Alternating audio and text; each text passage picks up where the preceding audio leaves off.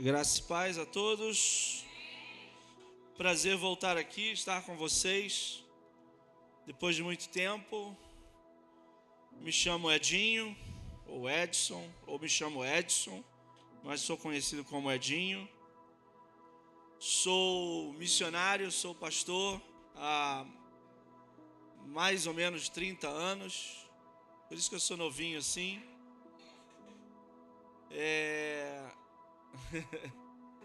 Sou casado com a Marcilene, infelizmente ela não pôde estar presente hoje. Tenho uma filha chamada Débora também, estão aqui conosco no Brasil. Infelizmente a gente está terminando uma viagem missionária que começamos aqui no Brasil. Você está achando até engraçado, né? Vamos ver, viajar missionário aqui no Brasil, Eu sou missionário hoje nos Estados Unidos, em Boston.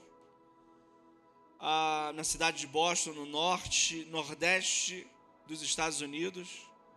Trabalho com a Convenção Batista Norte-Americana e trabalho com as comunidades latinas, os brasileiros que moram nessa região, as igrejas que estão nessa região, as igrejas brasileiras que estão nessa região, e igrejas hispanas também. Ele fala hispana, né?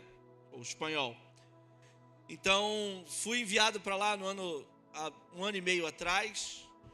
Um desafio que eu não esperava aconteceu. E tenho trabalhado com a convenção e também sou pastor de missões numa igreja local, numa igreja brasileira. Nós chamamos lá de uma igreja étnica, porque é uma igreja que tem americanos nascidos lá, filhos de brasileiros, que são americanos. Falam inglês só, alguns só falam inglês, mas também com brasileiros que não falam inglês, só falam português, trabalham lá há muitos anos, pouco tempo, e estão buscando um lugar para congregar. E trabalho com essa igreja lá há um ano e meio, sou pastor de missões lá. Com isso eu tive a oportunidade de desafiar um grupo de lá, para a gente fazer uma viagem missionária ao Brasil. E conhecermos assim projetos que nós lá apoiamos financeiramente. Suportamos, vocês vão entender essa palavra errada, mas apoiamos financeiramente. Demos um suporte financeiro para eles continuarem o trabalho deles. Então estivemos com 12 pessoas aqui, 6 da Flórida, no sul dos Estados Unidos, e mais 6 lá de Boston com a gente.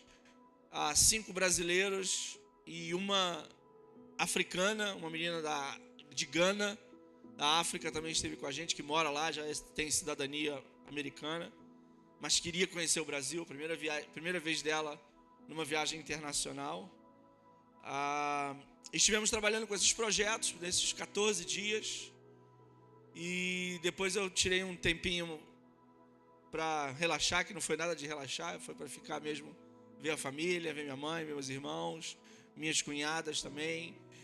E estar aqui com a minha filha também, que veio para passar férias. E aí você sabe, né? Quem está de férias, quem tá na chuva vai se molhar. Então o Júnior pediu para eu pregar, porque ele tinha essa viagem para fazer, e estava no meio do caminho, deve estar chegando por aí. E daqui a pouco ele está aí para saudar vocês, e pediu para eu pregar para vocês nessa noite. Contar um pouquinho do que está acontecendo lá na América, através da igreja americana, através dos irmãos brasileiros da América. E talvez alguns até pensem, poxa, mas Edinho, ser missionário na América é mole, né? Pode parecer fácil, pode até parecer fácil. Como quando eu recebi o convite, né, de um americano para ir até lá, né? E eu lembrei muito da passagem de Paulo, quando ele ouve o Espírito Santo, e o Espírito Santo diz: passa a Macedônia e ajuda-nos, né? E ele foi e viu a dureza que era passar até a Macedônia e anunciar o Evangelho num lugar onde muitos deuses eram adorados. Foi exatamente isso.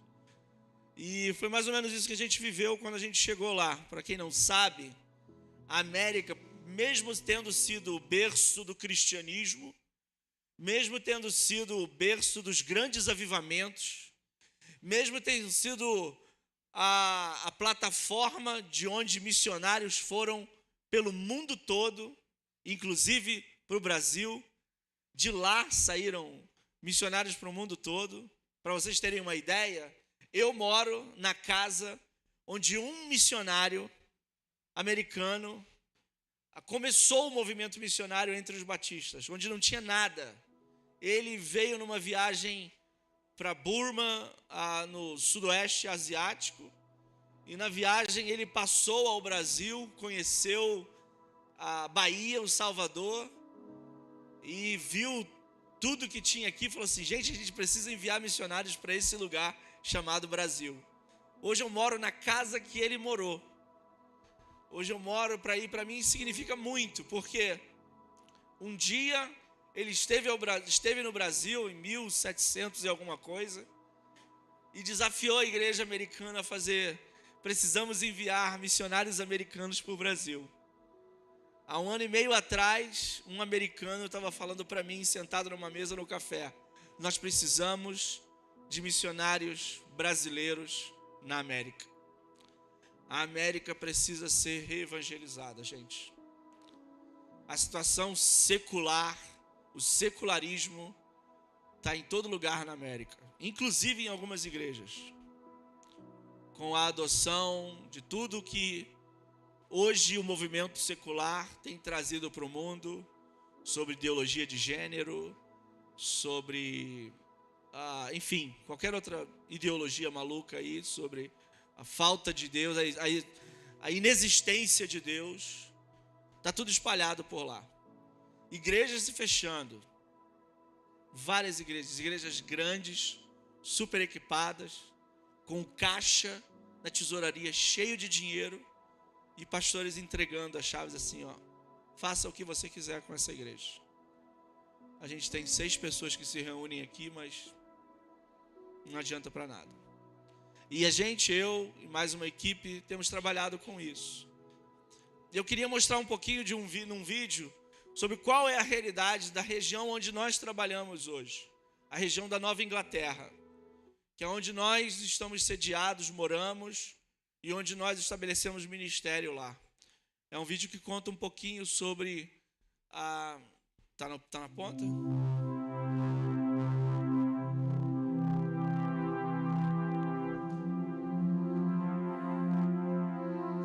Pense nisso, você vai ver 100 pessoas.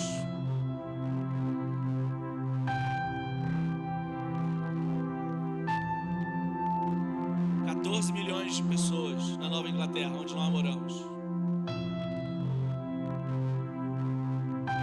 54, não tem certeza se Deus existe.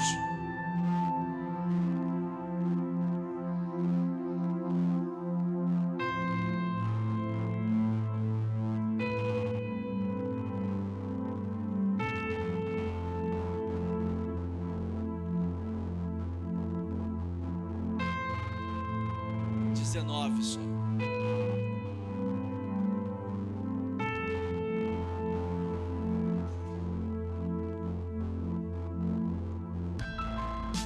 Raramente ou nunca só 43 fazem parte de igrejas cristãs.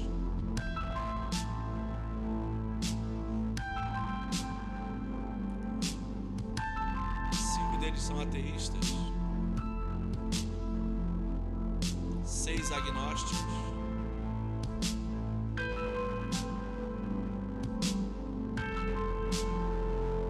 19 classificam-se como nada, não são nada.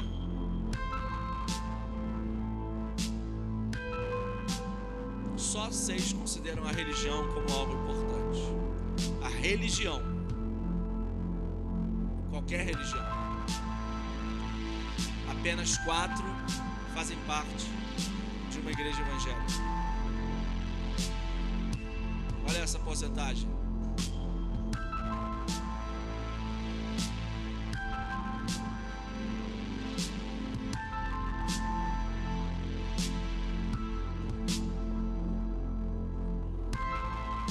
Os menos religiosos, 4 estão nessa região onde nós moramos. 5 das 6 cidades mais pós-cristãs. Vou explicar isso depois.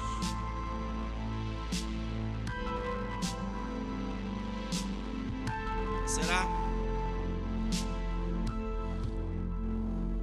Esse é mais ou menos o quadro que nós vivemos na Nova Inglaterra, ou na região de Boston e mais outros 5 estados diferentes. Essa é a situação, esse é o quadro. Ali vocês só viram 100 pessoas e os dados são baseados apenas em 100 pessoas. Mas nós temos mais de 14 milhões de pessoas, de várias etnias, de vários países do mundo. Você tem indianos, africanos, asiáticos, de todos os tipos, de todos os países nessa região. E alguns deles nunca ouviram falar do Evangelho. A ideia do pós-cristão é porque por muitos anos, nessa região dos Estados Unidos, a Nova Inglaterra, foi uma das regiões mais prósperas, e com o avanço do Evangelho, quando os ingleses aportam na cidade de Boston e nas cidades vizinhas ali, eles chegam com o Evangelho trazido da Inglaterra, do avivamento que estava acontecendo na Inglaterra, e começa um movimento de peregrinos, dos Quakers, ou dos Menonitas, ou dos Amishes, que foram para dentro dos Estados Unidos todo e começaram a evangelizar, plantar igrejas, discipular pessoas, criar escolas, criar hospitais, discipular de casa em casa, e o Evangelho na América estourou, a ponto de se pensar em como nós vamos também alcançar o mundo todo. Por muitos anos a América foi para o mundo todo a resposta. Para o mundo todo a resposta que eles precisavam para se encontrarem com Deus. Você, nós, talvez cada um de nós aqui viemos de uma igreja ou estivemos em alguma igreja que de certa forma fomos influenciados por alguns desses irmãos norte-americanos que levaram o Evangelho para nós. No Rio de Janeiro nós temos, inúmeras igrejas, seminários que tiveram essa influência americana. Hoje eles se encontram vivendo pós-cristianismo. A negação total de Deus, a negação, a aversão às coisas espirituais, a aversão total a qualquer expressão religiosa. É essa realidade que nós vemos. E inúmeras igrejas se fechando, muitos casos de adultério, de apostasia, muitos casos de desvios doutrinários, igrejas que se dizem igrejas, mas que aderem a todo e qualquer movimento de ideologia, qualquer que seja ela, nova era, ideologia de gênero ou qualquer que seja. Nessa região nós vivemos. Nessa região Deus nos chamou para trabalhar ali e fazer diferença ali. E acreditamos plenamente que Deus tem um propósito muito grande hoje com a América. Quando eu recebia esse convite desse americano chamando a gente, vem cá, você não está disponível para ir para a América? Eu não queria de jeito nenhum. Era a minha última opção, se eu fizesse uma lista de lugares onde eu gostaria de atuar como ministro, como pastor, como missionário. Sem dúvida, a América seria o último lugar.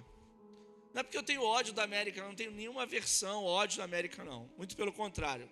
Aprecio e admiro muitas coisas que são vividas lá e que por décadas, por anos, por causa do Evangelho, eles hoje ainda se mantêm. Mas não era a minha opção. Eu tinha outros lugares como sonho. Eu morei no Egito, tenho uma loucura de voltar a esse lugar. Então eu morei na Austrália e vi as necessidades da mesma maneira como tem na América, tem na Austrália, tem na Europa. E eu estou vendo, ano passado eu estive na Europa e vi, caramba, como Deus está abrindo portas na Europa para que a Europa se renove mais uma vez. e se volte para o Senhor mais uma vez. Igrejas surgindo dentro de bares, gente. Igrejas surgindo dentro de cafeterias e alcançando pessoas e transformando pessoas. Então eu creio que Deus está nesse negócio, por isso eu aceitei o desafio de ir até a América, deixar a minha tranquilidade do Recreio dos Bandeirantes, onde eu morava, feliz da vida, de frente para perto, não de frente para a praia, mas perto da praia, e assumir o compromisso de ir para lá, porque eu sabia que Deus tinha um propósito maior do que eu já estava vivendo. E começamos a trabalhar com isso, tá? Tentando mobilizar brasileiros e colocá-los juntos e trazê-los para esse movimento de revitalização das igrejas na Nova Inglaterra. A gente quer muito equipar, a gente quer muito fazer parcerias com outras igrejas e outros pastores, para que juntos a gente crie um movimento novo naquele lugar, que vai fazer de novo, talvez não americanos. E a gente acredita muito que um movimento étnico vai sair daquele lugar e vai alcançar o mundo todo, e vai fazer o avivamento acontecer no mundo todo. A gente acredita muito nisso. O diretor da nossa organização lá, ele fala, o que antes era o campo missionário, nós os brasileiros, para eles, agora nós somos a força missionária. Nós temos pastores, amigos nossos, que são convidados, brasileiros, que são convidados a dirigir uma igreja americana. Coisa que na história da América isso não era possível. Como? Um latino pastorear uma igreja americana? Absurdo isso. Inadmissível. Hoje eles estão assim, traz mais brasileiros para cá. Pastores estão falando assim, ó, tá aqui, ó, usa o nosso templo, porque a gente só usa ele uma vez por semana. Usa de graça, paga $1. Para não dizer que não pagou nada, paga $1 por mês. Mas usa tudo que você tem aqui para você reunir os seus irmãos brasileiros aqui, para que a gente continue a ser uma igreja viva nesse local. Deus está agindo na América. E nós acreditamos que um movimento étnico, de igrejas étnicas, igrejas fortes, com uma outra cultura, não a cultura americana, vão fazer diferença, ou junto com os nossos irmãos americanos, vamos fazer uma diferença naquele lugar. E podemos e somos plenamente capazes de fazer isso. Por isso meu desafio hoje é a gente pensar sobre isso. Mas Edinho, eu estou aqui e como isso pode acontecer? E o que você quer com isso? Vocês começaram com um vídeo muito interessante falando sobre contracultura. Sobre a gente ser esse movimento contra a cultura. Está todo mundo caminhando, batendo a cabeça, balançando a cabeça assim, A gente é um movimento que fala, Jesus ensina a gente, ei, o caminho de vocês é outro. Nós somos contra a cultura desse mundo. Enquanto está todo mundo dizendo que todas as formas de amor são possíveis, né? Não é a música que todo mundo canta, que todo mundo curte às vezes. Toda forma de amor é possível? Não. Forma de amor é uma só. Só existe uma forma de amor. E isso começa da gente amar a Deus acima de todas as coisas. E depois ao próximo como a si mesmo. Nós somos a cultura de que enquanto está todo mundo, faça o que for possível para você se dar bem na vida. A gente é da cultura de que, não, o meu próximo tem que vir junto comigo. A gente caminha junto. Eu tenho que amar o meu inimigo. Eu tenho que amar o meu próximo. Nós somos uma cultura, querendo ou não, nós somos, e Jesus ensinou isso para a gente. E nós somos e vivemos o Evangelho é o Evangelho contracultural. Porque ele também não tem cultura. Não vai me dizer que o Evangelho não, o Evangelho é judaico. Não é. O Evangelho não está baseado no judaísmo. Porque o próprio Jesus veio contra o judaísmo em algumas coisas. Ele foi muito claro em dizer, não adianta botar remendo novo em odre velho. Não adianta você só passar cal na sepultura. Porque mudança não acontece só passando cal. Mudança começa no coração. Mudança começa com a disposição de você dizer: eu vou mudar a minha maneira de agir, a minha maneira de pensar, como essas meninas cantaram aqui. A mudança começa comigo, quando eu me disponho a dizer: eu vou fazer diferente. Está todo mundo seguindo a maré, a onda, a moda, a vibe, né? Está todo mundo seguindo o que o Instagram está dizendo, o TikTok está dizendo. Mas eu vou fazer diferente. Eu vou seguir o Evangelho. Eu vou seguir os valores do reino. Porque foi para isso que a gente nasceu, queridos. Para isso que a gente nasceu, para fazer diferença e sermos diferença onde quer que estejamos. Jesus não nos salvou, Jesus não nos resgatou para que a gente vivesse aqui na nossa bolha, só recebendo comidinha na boca dele para nós. Ele nos chamou com um propósito, ele fez tudo o que fez com um propósito. E é por isso que eu estou aqui nessa noite, que eu acredito muito que essa igreja tem muito a contribuir com a sociedade ao redor onde a gente está. A gente tem muito a contribuir, tem muito a fazer. Talvez você ache assim: poxa, mas eu, aqui, em Realengo, acho que não dá. Acho que não sei se dá. Dá sim. Se deu para 12 homens iletrados, se deu para 12 homens totalmente incapazes, que brigavam entre si. Os 12 discípulos não eram os melhores amigos do mundo. Os 12 discípulos não eram as pessoas mais preparadas que Jesus tinha. Os 12 discípulos não eram as pessoas mais perfeitas que Jesus buscou na terra.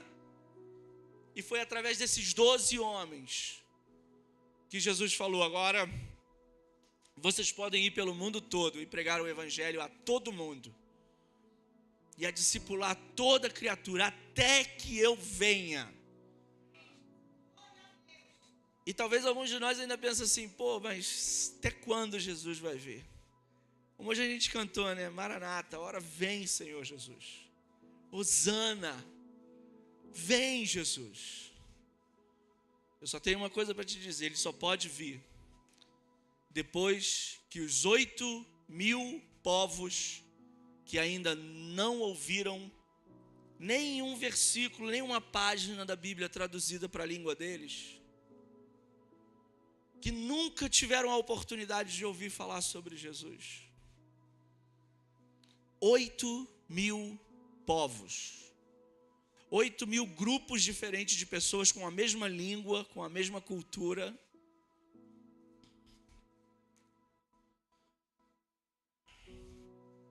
Não tem esse livro traduzido.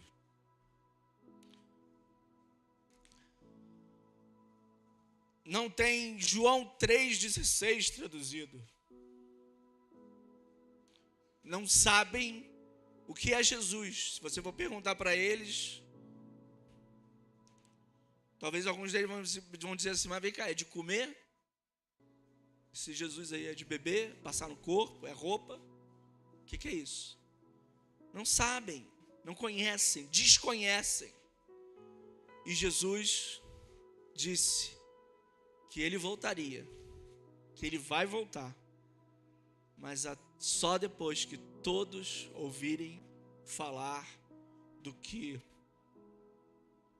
ele fez na cruz por nós. E ele deixou obrigação sobre a gente. Não tem outro jeito, não tem outra maneira, não tem outra pessoa que possa fazer isso por nós. O pastor aqui não vai fazer, eu sozinho não posso fazer. Cabe a cada um de nós entendermos que o que ele fez por nós foi tão grande, foi tão importante, que o que ele queria quando nos transformou foi que nós levássemos isso adiante para todo lugar. Lembra da história do gadareno, que Jesus atravessa o lago, chega em Gadara, encontra o cara endemoniado que quebrava tudo, era o valentão da parada, cheio de demônio. Jesus liberta o cara, né? Depois o que Jesus vai falar para ele? Vai para casa, e conta o que Deus fez por você para todo mundo. Da mesma maneira como ele fez com a mulher samaritana, depois daquele diálogo intenso sobre onde é o melhor lugar para adorar, quem adora melhor, se é o judeu, se é o samaritano, enfim, quem é o verdadeiro adorador nessa história toda. E Jesus diz: o verdadeiro adorador é aquele que adora o Pai em espírito e em verdade. E ela, de fato, você é o Messias. É quem nós esperávamos ouvir de que viria. Aí ele, então, agora vai, anuncia isso, vai para a tua cidade, anuncia isso para todo mundo, conta para todo mundo. Jesus quer que a gente faça isso, porque não faz sentido a gente ter um encontro com Jesus, e a minha palavra para vocês é exatamente essa: não faz sentido a gente chegar até aqui, encontrar Jesus, sermos transformados pela glória dele, recebermos o Espírito Santo dele tão precioso, o penhor de Deus, o carimbo, o selo que Deus colocou em nós, dizendo: vocês são meus, vocês são minha herança. Lembra de 1 Pedro 2,9? O que é que diz lá? Abre lá a Bíblia, 1 Pedro 2,9.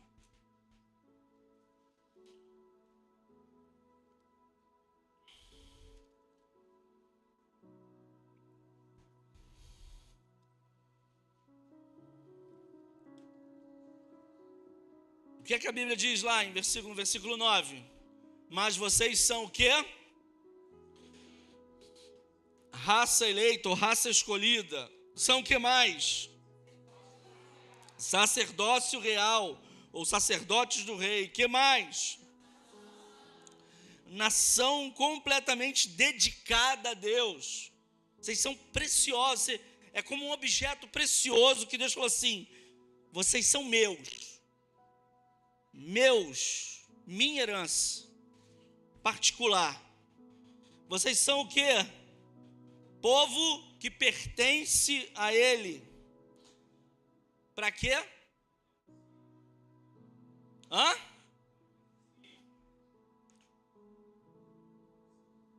Exatamente.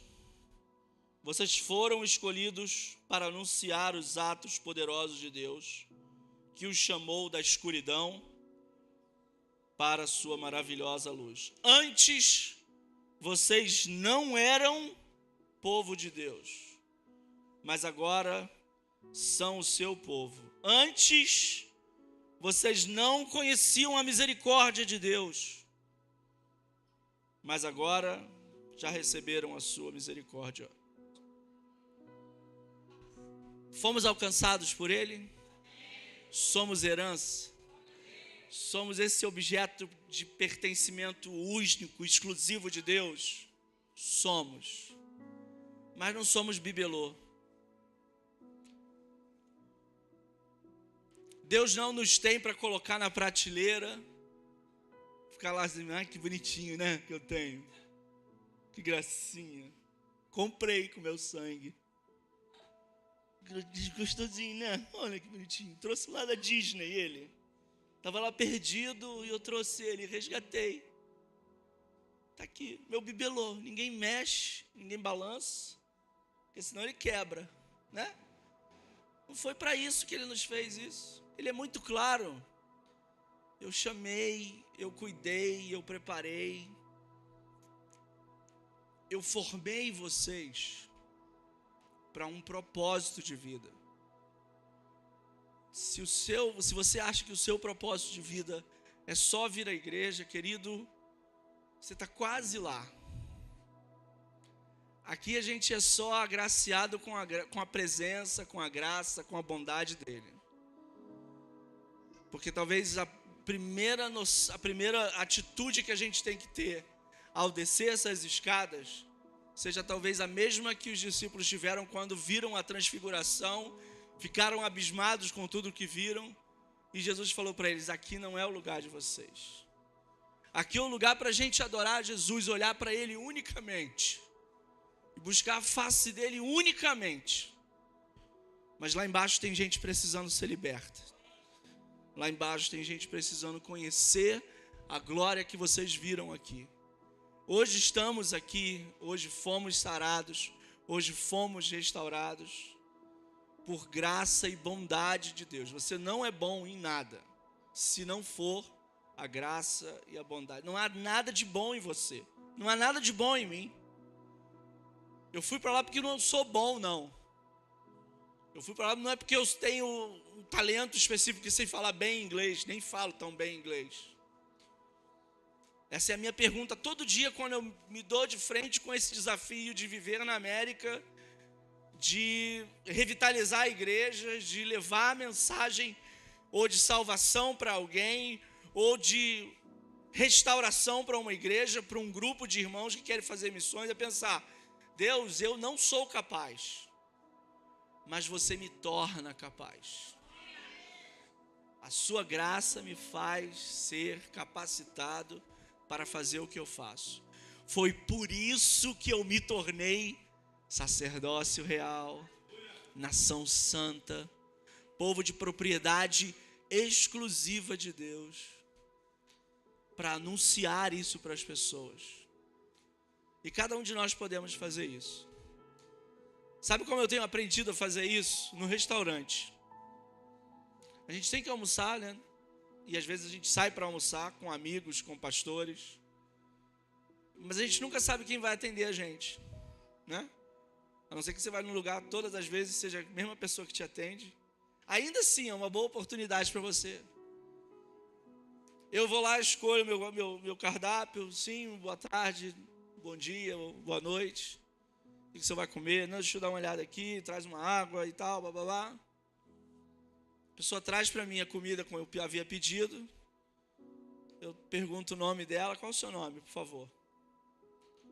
Ah, é fulano de tal. Eu posso orar por você? Aí a pessoa, mas que parada é essa? Orar por mim? O que eu fiz? Eu falei, não, você não fez nada. Eu vou agradecer a Deus pelo alimento. E queria agradecer a você que trouxe, que trabalha aqui, que serve a gente, que faz esse lugar, esse ambiente ser agradável. Eu quero orar por você. Você tem algum motivo de oração? Quero orar aqui agora por você.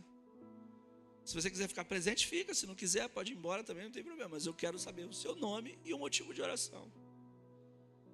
A partir daí começou um relacionamento até com o dono da pizzaria.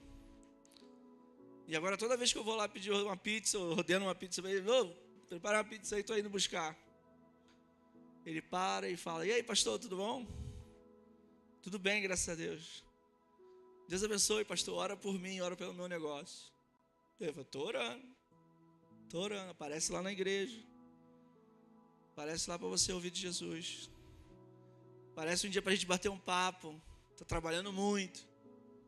E eu tenho a oportunidade de ministrar e fazer amizade com essas pessoas. Na América, no restaurante, sem precisar de um evento grande, sem precisar de uma estrutura grande para fazer evangelismo, para convencer o americano de que ele precisa se converter. Eu não preciso nada, eu preciso só falar. Porque nem meu papel converter uma pessoa. Põe na conta do Espírito. Fala, agora é contigo, Senhor. O meu trabalho, a minha missão é falar para essas pessoas. A minha missão é orar por eles. Passar por alguém na rua, vejo que está preocupado, posso te ajudar? Posso orar por você? Você tem algum motivo de oração? Faz isso. Faz prova, faz hoje, amanhã ou agora, quando você sair daqui, passar por alguém, pede licença, se apresenta, diga o seu nome. Fala que você está doido que ele saia do inferno, não. Vai com calma. Vai devagar, depois você anuncia, se você quiser, você vê que o cara não tem jeito, quer ir para o inferno, tu fala, tu vai para o inferno, miserável. Não dá mole não. Mas não precisa, a gente não precisa fazer isso. A única coisa que a gente precisa é, posso te ajudar? Está precisando de alguma coisa? Posso orar por você? Deixa eu orar por você. Talvez seja a pessoa que você convive o dia todo, talvez seja a pessoa que você convive semanalmente. A gente fez isso com um casal, um grupo pequeno que a gente tem lá. E eu desafiei o grupo pequeno, eu falei assim, eu queria sair semana que vem. você saísse desse grupo pequeno com o nome de uma pessoa em mente. Você não vai orar, não vai evangelizar essa pessoa, você vai orar por ela essa semana. Você vai cercá-la em oração. Ou até você vai chegar para ela e falar assim: estou orando por você, Júnior. Estou orando por você essa semana, valeu? Todo dia, faça isso. No final da semana, um dia, esse cara esqueceu de perguntar a um amigo dele. Ele fez isso. Foi todos os dias e falou assim: fulano, estou orando por você, Márcia. Aí ia embora. Márcia, no dia seguinte, estou orando por você. Tá? Posso orar por você? Tá. Na quinta-feira ele esqueceu de perguntar ao cara. O cara foi nele e falou assim: e aí? Pô, não vai me pedir oração não, pô? O que houve? Você aborreceu? Eu falei: não, esqueci mesmo. A gente fala pedido de oração. As pessoas se importam, as pessoas querem. Sabe por quê? Porque eles viram interesse da gente poder comunicar com eles e falar assim: caramba, ele está preocupado comigo. Ele é um crente que não está preocupado só que eu vá à igreja. Ele é alguém que se importa com a minha família. Ele é alguém que se importa porque eu não estou bem no trabalho, ou por que eu não estou bem no trabalho. Queridos, a gente precisa ser igreja nesse sentido. Foi para isso que Deus nos trouxe até aqui. Deus nos trouxe para esse lugar. Deus me levou para aquele lugar para anunciar para essas pessoas: olha só, existe solução para o seu problema. A solução para o seu problema está num relacionamento com Jesus. Você pedir perdão pelos seus pecados e saber que você depende de Deus. Confessa, abre o seu coração e Ele vai mudar a sua vida como mudou a minha vida. Conta a sua história. Como é que Deus mudou a sua vida? Você não tem uma história para contar? O que mais a gente tem feito é isso. Às vezes a gente tenta inventar a roda, mas a gente não precisa inventar mais a roda, gente. A gente não precisa inventar a roda, a gente não precisa inventar estratégia. Nada, a gente precisa fazer relacionamento. E essa é a estratégia que o reino de Deus, o evangelho ensina para a gente. A gente ser uma igreja que se relaciona com as pessoas. A gente ser uma igreja que se relaciona com o indivíduo, que se preocupa com ele, que ora por ele, que sabe que ele está indo para o inferno. Se ele não aceitar Jesus, não tem outra alternativa. Como nós não tínhamos. Pedro é muito claro dizer isso. Nós não éramos nada, nós não éramos absolutamente nada. Estávamos desesperadamente perdidos. Efésios fala isso, gente. Nós estávamos mortos em nossos delitos, fazendo apenas a nossa vontade, fazendo apenas aquilo que nos agradava. E a graça dele veio e alcança a gente. E diz: agora vocês não são mais, porque a minha graça agora está com você. Porque a minha presença, o meu sangue está sobre a sua vida. A minha misericórdia te alcançou. A minha misericórdia te perseguiu, minha bondade te perseguiu e te alcançou. Agora você é meu. E se você é meu sacerdote, e se você é minha nação, e se você é minha propriedade exclusiva, só te cabe anunciar as virtudes daquele que te chamou das trevas para a sua maravilhosa luz. Queridos, hoje Deus está nos desafiando a isso. Sermos igreja aqui com o pé no chão.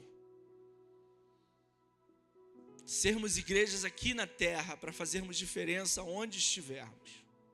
Seja como for, eu não sei como Deus vai te usar para isso. Eu espero que das maneiras mais extravagantes possível, mas se for da maneira mais simples, se for para oferecer um copo d'água para uma pessoa e eu buscar um pedido de oração por ela, fazer uma oração por ela, que faça, mas faça de coração. Faça porque um dia Deus transformou a sua vida. Deus te deu um novo propósito de vida. Deus te tirou das trevas, te tirou do lamaçal, te colocou o seu pé sobre uma rocha, como diz os Salmos. E agora você pode dizer que a graça dele fez tudo isso. E por isso eu não posso deixar de falar para outras pessoas. Por isso eu vou falar, seja onde for, seja na América, seja na Índia, que está pegando fogo e as igrejas sendo destruídas, mas ainda assim eu não vou me calar. Eu vou ser daqueles que vão falar, custe o que custar. Eu pagarei o preço que for para que o evangelho chegue até que todos, em todos os continentes, em todas as nações, em todos os povos, em todas as tribos, em todas as línguas, conheçam e confessem que Jesus Cristo é o Senhor, para a glória de Deus. É possível, gente. A América está revivendo isso. A América precisa das suas orações. A gente não sabe qual vai ser o futuro político, qual o futuro religioso da América. Mas a gente sabe que uma igreja está sendo revitalizada na América. Está se refortalecendo, se existe essa palavra, um refortalecimento. Está vivendo isso. E isso vai alcançar o mundo todo. O meu desafio para você nessa noite é: seja a voz de Deus para isso. Aqui, a partir daqui, a partir de onde você está, não deixe de fazer isso. Porque foi para isso que Deus nos trouxe até aqui. Para esse momento na história. Para esse tempo no espaço que a gente vive. A gente vive para isso. Chegamos até onde chegamos. Você conheceu a Deus a partir de uma pregação aqui, de um relacionamento feito, de um convite feito. Você é a obra, não é obra do acaso. Você não é obra, você não está aqui por obra do acaso. O Deus Todo-Poderoso que conhece você, na sua infinita sabedoria e graça, trouxe até aqui, mudou a sua vida, mudou a sua história, para que a história de muitos outros possam ser mudadas também. Se coloque à disposição de Deus para isso. Ele pode fazer isso com você. Ele fez comigo. Ele fez comigo. A minha história é que eu não esperava que isso ia acontecer um dia. Não esperava. E a única coisa que eu fiz para Deus foi assim: eu me coloco à tua disposição. Se você quiser usar a minha vida, usa-me. Se você precisar usar alguém ou qualquer pessoa, usa-me. Faça isso, faça essa oração nessa noite. Baixe sua cabeça.